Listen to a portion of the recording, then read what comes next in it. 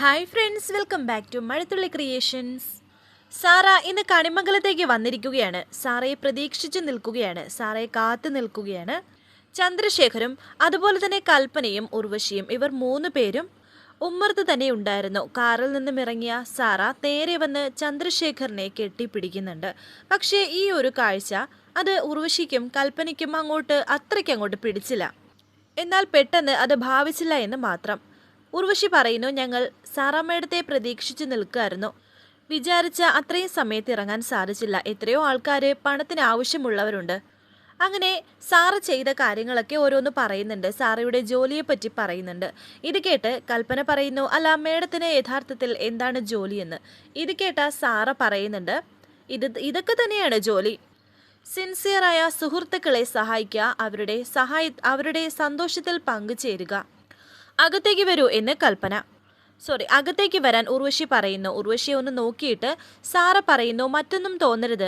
ചന്ദ്രശേഖറിൻ്റെ വൈഫിനെ കുറിച്ച് എൻ്റെ കൺസെപ്റ്റ് ഇതല്ലായിരുന്നു. ഞാൻ കരുതിയത് കുറച്ചുകൂടി സ്റ്റൈലിഷ് ലുക്കുള്ള ഒരാളായിരിക്കും എന്നാണ്. ഇത് ചന്ദ്രശേഖർ ഉണ്ടാക്കിയ കുഴപ്പം തന്നെയാണ്. ഇയാൾ ഇത്രയും ഹാൻഡ്സമായ സ്ഥിതിക്ക്. ഇത് കേട്ട് ശേഖർ പറയുന്നു, ഞങ്ങളുടെ വിവാഹം കഴിഞ്ഞ സമയത്ത് ഉർവശി ഇങ്ങനെയൊന്നും അല്ലായിരുന്നു. ഇപ്പോൾ കുറേ വർഷങ്ങളായിട്ട് എന്തോ സംഭവിച്ചു. സാറ മാത്രമല്ല, ഞങ്ങൾ ഒന്നിച്ചു പോകുമ്പോൾ മറ്റുള്ള ആൾക്കാരും പറയാറുണ്ട്. ഇത് കേട്ട ഉർവശി പറയുന്നു, മറ്റുള്ള ആൾക്കാർ പറയുന്നത് ഞാൻ ഇതുവരെ കേട്ടിട്ടില്ലല്ലോ.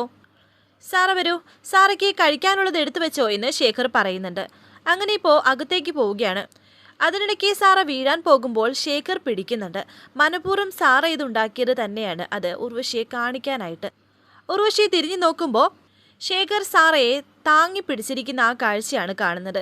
ഇത് ഉർവശിക്ക് ഒട്ടും പിടിക്കുന്നില്ല. അതുപോലെ കൽപ്പനയ്ക്കും. കുറച്ചുനേരം അവർ മുഖത്തോട് മുഖം നോക്കി നിൽക്കുന്നുണ്ട്. താങ്ക് യു ചന്ദ്രശേഖർ ഇങ്ങനെ പറയുന്നു. ഉർവശിയും കൽപ്പനയും പരസ്പരം മുഖത്തോട് മുഖം നോക്കിയിട്ട് അങ്ങോട്ടേക്ക് പോകുന്നുണ്ട്. ഇതേസമയം ആറ്റുവാശ്ശേരിയിൽ യശോദയും രാധികയും കിച്ചണിൽ ജോലി ചെയ്തുകൊണ്ട് നിൽക്കുന്നു. വരുണിന് വേണ്ടതെല്ലാം ചെയ്തു കൊടുക്കുകയാണ് രണ്ടുപേരും. വരുണിനെ ഫോണിൽ വിളിക്കുകയാണ് രാധിക. വരുണിൻ്റെ ഫോൺ ഇവിടെ തന്നെയുണ്ട്. വീട്ടിൽ റിങ് ചെയ്യുന്നതായി കേൾക്കുന്നുണ്ട്. എപ്പോഴാണ് വരുൺ വന്നത് എന്ന് വിചാരിക്കുന്നു. അങ്ങനെ മുറിയിലേക്ക് ചെന്ന് നോക്കുമ്പോൾ വരുൺ ഇങ്ങനെ അവിടെ കിടക്കുന്നതാണ് കാണുന്നത്. വരുൺ എപ്പോഴാണ് വന്ന് കയറിയത്, എന്താ എന്നെ വിളിക്കാത്തത് എന്നൊക്കെ രാധിക വരുണിനോട് ചോദിക്കുന്നുണ്ട്. വിഷമിച്ച് കിടക്കാണ് വരുൺ. എന്താ പോയ കാര്യം നടന്നില്ലേ എന്ന് രാധിക ചോദിക്കുന്നുണ്ട്. ഇല്ല എന്ന് വരുൺ. ചില തടസ്സങ്ങളൊക്കെ വന്നു. അത് നമ്മുടെ കമ്പനിയുമായി ബന്ധപ്പെട്ടതാണ്.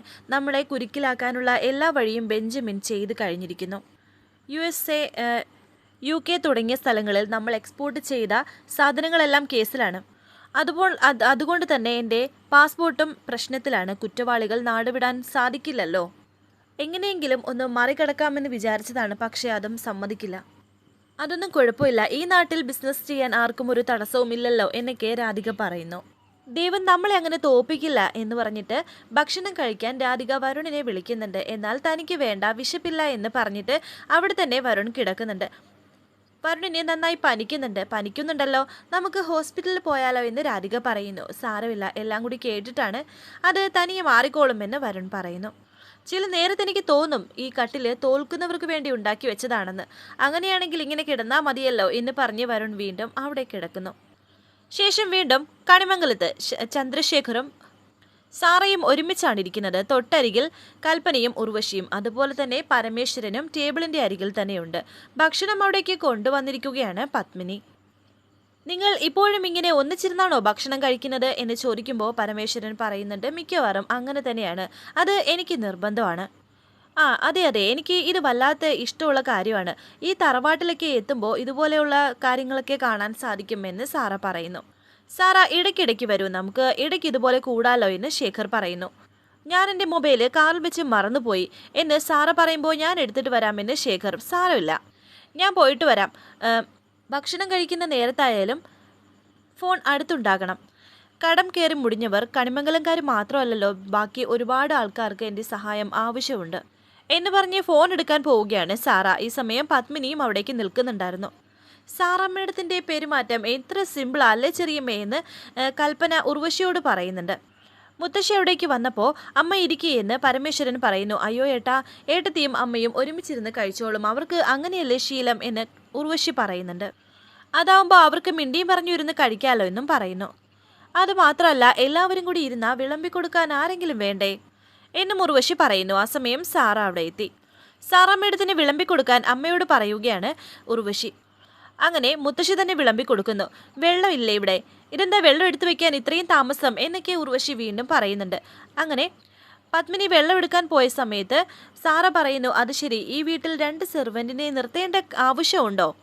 മാത്രമല്ല ഇത്രയും പ്രായമായ സെർവൻറ്റിനെ നിർത്താന്ന് വെച്ചാൽ അത് റിസ്ക് അല്ലേ എന്നും സാറ പറയുന്നു. ഇത് സെർവൻ്റ് അല്ല, എൻ്റെയും ചന്ദ്രശേഖരൻ്റെയും അമ്മയാണെന്ന് പറയുന്നുണ്ട് പരമേശ്വരൻ. വീട്ടിൽ വരുന്ന അതിഥിക്ക് നേരിട്ട് വിളമ്പിക്കൊടുക്കുക എന്നത് ഇവിടുത്തെ ഒരു ശീലമാണ് എന്നും പരമേശ്വരൻ പറയുന്നുണ്ട്. പോട്ടടാ മേഡം, അറിയാതെ പറഞ്ഞതല്ലേ എന്ന് മുത്തശ്ശി. അയ്യോ, ഞാൻ എന്തെങ്കിലും പറഞ്ഞു എന്ന് കരുതി വൈരാഗ്യമൊന്നും തോന്നല്ലേ. എൻ്റെ ഒരു കുഴപ്പം ഇതാണ്, കഴിഞ്ഞ ദിവസം പരിചയപ്പെട്ടതാണെങ്കിലും ഞാനതങ്ങ് മറന്നു പോകും. 100 കാര്യങ്ങളുടെ തിരക്കല്ലേ എന്ന് സാറ പറയുന്നു. മേഡം കഴിക്കുകയെന്ന് പരമേശ്വരൻ പറയുന്നുണ്ട്. അങ്ങനെ സാറ കഴിക്കുന്നു. എല്ലാവർക്കും പത്മിനിയും മുത്തശ്ശിയും കൂടി വിളമ്പി കൊടുക്കുന്നുണ്ട്. ഈ സമയം വരുണിനെ കാണിക്കുന്നു. വരുൺ പനിച്ചു പൊരിഞ്ഞ് കിടക്കുകയാണ്. അവിടേക്ക് ചുക്കുകാപ്പി ഇട്ടുകൊണ്ട് വന്നിരിക്കുകയാണ് രാധിക. വരുൺ, ഞാൻ പറയുന്നത് കേൾക്ക്, നമുക്ക് ആശുപത്രിയിൽ പോവാം, ഇല്ലെങ്കിൽ പ്രശ്നമാവും എന്ന് രാധിക. വേണ്ട, ഹോസ്പിറ്റലിൽ പോകാനൊന്നും എനിക്ക് വയ്യ എന്ന് വരുൺ പറയുന്നു. എന്നിട്ട് വരുൺ വീണ്ടും അവിടെ കിടക്കുന്നു. ഒരു തുണി നനച്ച് വരുണിൻ്റെ നെറ്റിയിലിട്ട് കൊടുക്കുകയാണ് രാധിക. ശേഷം കാണിക്കുന്നത് മുത്തശ്ശിയെ. മുത്തശ്ശിക്കാണെങ്കിൽ ശരീരമാസകലം വേദന എടുക്കുന്നുണ്ട്. അങ്ങനെ കാലും കയ്യൊക്കെ ഇങ്ങനെ കഴിക്കുന്നത് പോലെയൊക്കെ ഇരിക്കുകയായിരുന്നു. ആ സമയത്താണ് പരമേശ്വരൻ അവിടേക്ക് വന്നത്. പെട്ടെന്ന് പരമേശ്വരനെ കണ്ടപ്പോൾ ഒരു കുഴപ്പവുമില്ലാത്തതുപോലെ, എന്താ പരമേശ്വര എന്ന് മുത്തശ്ശി ചോദിക്കുന്നു. നീ വന്നത് എന്തിനാണെന്ന് എനിക്കറിയാം. ഡൈനിങ് ടേബിളിൽ നടന്ന സംഭവത്തിൽ എനിക്കെന്തെങ്കിലും വിഷമമുണ്ടോ എന്ന് അറിയാനായിട്ടല്ലേ? നിനക്കോ പത്മിനിക്കോ എന്താണോ മനസ്സിലുള്ളത് അത് തന്നെയാണ് എൻ്റെയും മനസ്സിൽ എന്ന് മുത്തശ്ശി പറയുമ്പോൾ പരമേശ്വരൻ പറയുന്നുണ്ട്, പണം തന്ന് രക്ഷപ്പെടുത്തിയവർക്ക് അത്യാവശ്യം സ്വാതന്ത്ര്യമെടുക്കാനുള്ള കാര്യങ്ങളൊക്കെ ഉണ്ട്. പക്ഷേ ഇതിനൊരു പരിധിയില്ലേ അമ്മേ? സെർവൻറ്റ് എന്നൊക്കെ വിളിക്കാന്ന് വെച്ചാൽ അവർ പുറത്തുനിന്ന് വന്നവരല്ലേ, ബോധമുള്ളവർ അകത്തുണ്ടായിരുന്നല്ലോ എന്ന് മുത്തശ്ശി പറയുന്നു. ബോധപൂർവം തന്നെയാണ് അമ്മേ. ഇവിടെ നിൽക്കാൻ തീരുമാനിച്ച നിമിഷത്തെ ഞാൻ ശപിച്ചുകൊണ്ടിരിക്കുകയാണ് എന്ന് പറയുന്നു. എനിക്കും പത്മിനിക്കും അതുപോലെ തന്നെയാണ്. പക്ഷേ തെരുവിലേക്ക് ഇറങ്ങിപ്പോയ വരുണിന് നമ്മളൊരു ഭാരമാകാൻ പാടില്ലല്ലോ. നമ്മളിപ്പോൾ അവനൊപ്പം പുറത്തിറങ്ങിയാൽ എന്താ സംഭവിക്കുക? നമ്മളെ പുലർത്താൻ അവൻ ചെറിയ വല്ല ജോലിയും കണ്ടുപിടിക്കും. അത് ചെയ്യും. എത്ര കാലം? ജീവിതം അവസാനിക്കും വരെ അതായിരിക്കും. ഇതിപ്പോൾ അവന് വലിയ വലിയ കാര്യങ്ങൾ ചിന്തിക്കാം. അവൻ ചിന്തിക്കട്ടെ, അതുവഴി മുന്നോട്ട് പോട്ടെ. നമുക്ക് ഇതൊക്കെ അവന് വേണ്ടി സഹിക്കാമെന്ന് പറയുന്നു. അമ്മയെ കൊണ്ട് ജോലി ചെയ്യിപ്പിച്ചു അല്ലേ എന്ന് പരമേശ്വരൻ പറയുന്നു. അത് എൻ്റെ ശരീരം തടിവെക്കേണ്ട എന്ന് ഉർവശി പറഞ്ഞു. ഇത് കേട്ട് പരമേശ്വരൻ പറയുന്നു, ഉർവശിക്ക് പറയാം അമ്മയ്ക്ക് സങ്കടം ഒഴിപ്പിക്കാനും. കണക്ക് തീർക്കാതെ മാത്രമാണ് അവരുടെ ഉദ്ദേശം. ശത്രു വീഴുന്നത് കാത്തിരിക്കുകയാണ് കഴുകന്മാർ. വീണതും അവരെ കൊത്തി കീറാൻ തുടങ്ങി. പരമേശ്വര, പ്രതീക്ഷിക്കാത്തത് പലതും കണ്ണിൽ കാണേണ്ടി വരും. ഇതെല്ലാം ഞാൻ മനസ്സിൽ വിചാരിച്ചു വെച്ചിരിക്കുകയാണ്. അപ്പോൾ പിന്നെ ഇതൊന്നും നമ്മളെ വേദനിപ്പിക്കില്ല. പോട്ടെ, എന്താണെന്ന് വെച്ചാൽ ചെയ്യട്ടെ. കുടുംബം നശിപ്പിച്ചത് ഞാനല്ലേ അമ്മേ? അങ്ങനെയൊക്കെ വരുത്തിയത് ഞാനല്ലേ? വരുണിനെ വീട്ടിൽ നിന്ന് പുറത്താക്കേണ്ടി വന്നപ്പോൾ അവസാന തീരുമാനം എൻ്റെ നാവിൽ നിന്നല്ലേ വന്നത്?